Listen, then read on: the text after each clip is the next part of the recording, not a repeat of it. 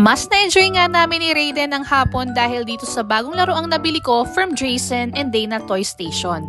Aliw na aliw nga si Raiden sa Forklift Challenge. Sakto to sa mga kids from 3 years old pataas na nakakatulong sa kanilang pag-improve ng mga abilities nila habang bata pa. At sa loob ng box, meron na tayong dalawang forklift trucks.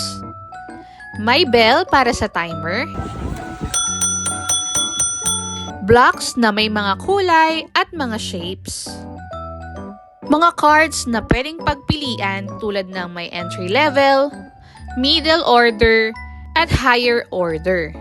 At mga advanced free card na sila yung pwedeng mag-drawing. Pinapili ko na nga si Raiden dito lang sa may entry level para kayang-kaya niya. After nun, kinuha na nga niya yung tamang kulay at yung tamang shape na block. Nung una nga nahihirapan pa siya pero eventually na-enjoy niya rin yung paglalagay ng blocks dun sa tamang lagayan.